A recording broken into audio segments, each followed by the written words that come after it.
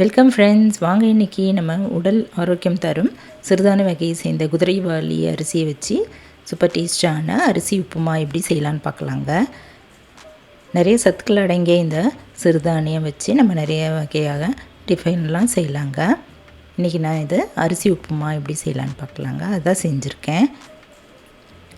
இதுக்கு என்னென்ன தேவைன்னு பார்க்கலாங்க. 1 கப் அளவு குதிரைவாலி அரிசி எடுத்துக்கலாம். 2 ஸ்பூன் அளவு கடலைப்பருப்பு தண்ணியில் ஊற வச்சுக்கலாங்க. இப்போ இந்த குதிரைவாலி அரிசியை ஒரு கிண்ணத்தில் போட்டுட்டு தண்ணி ஊற்றி நல்லா கழுவிட்டு ஊற வச்சுக்கலாம்.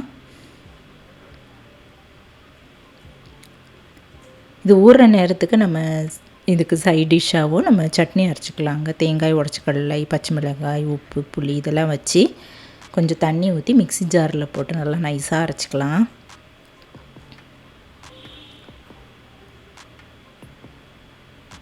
இப்போ இதுக்கு தாளிச்சிடலாம். எண்ணெயில் கடுகு, உளுத்தம்பருப்பு, கருவேப்பிலை இதெல்லாம் போட்டுட்டு பெருங்காயம் போட்டு தாளித்து போட்டுடலாங்க.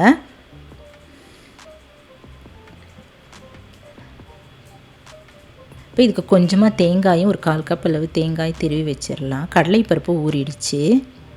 கடலைப்பருப்பை மிக்ஸி ஜாரில் போட்டு ஒன்றும் பாதியமாக இது போல் குறைன்னு அரைச்சிக்கலாங்க. இப்போ இந்த குதிரைவாலி அரிசியும் நல்லா ஊறிடுச்சுங்க.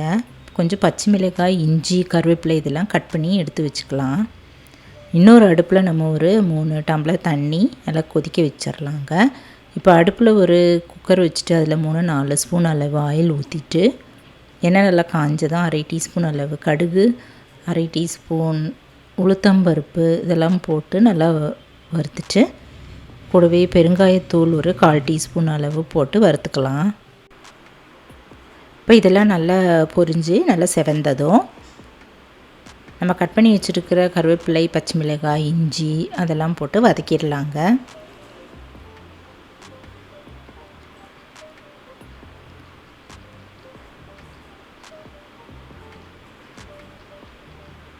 போட்டுட்டு துருவி வச்சுருக்கிற தேங்காயும் போட்டுக்கலாம். அதையும் போட்டு வதக்கிட்டு இப்போ நம்ம ஊற வச்சுருந்த குதிரைவாலி அரிசி அதையும் இதில் போட்டுடலாங்க. தண்ணியெல்லாம் வடிய விட்டுட்டு இதில் போட்டுக்கலாம். கூடவே ஒன்றும் பாதியமாக அரைச்சி வச்சுருந்த கடலைப்பருப்பு மிக்ஸி ஜாரில் அரைச்சி வச்சுருந்தது இதில் ஊற்றிடலாங்க. ஊற்றிட்டு ஒரு 1/2-3/4 டீஸ்பூன் அளவு உப்பு போட்டு நல்லா இந்த போல் கிளறிக்கலாம். கரண்டியில் அப்படியே கிண்டிடலாங்க. ஒரு 2 நிமிஷம் வரைக்கும் நல்லா வதக்கிட்டு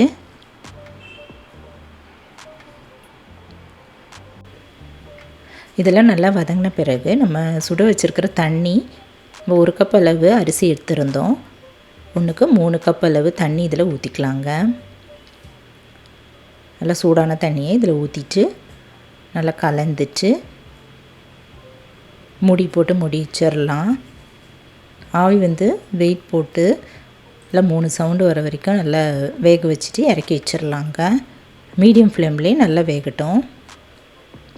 இப்போ இறக்கி வச்சுட்டேன். இப்போது ஓப்பன் பண்ணி பார்க்கலாம். நல்லா டேஸ்டான சத்தான குதிரைவாலி அரிசி உப்புமா தயாராகிடுச்சுங்க. இது நல்லா ஆறுனது நல்லா பொலன்னு ரொம்ப நல்லா அருமையாக இருந்தது.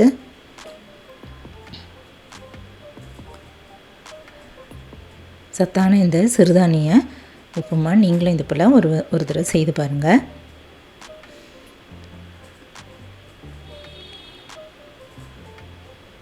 இதுக்கு சைட் டிஷ்ஷை நம்ம தேங்காய் சட்னி, சாம்பார் எல்லாம் தொட்டுட்டு சாப்பிட்டாலும் நல்லாயிருக்குங்க.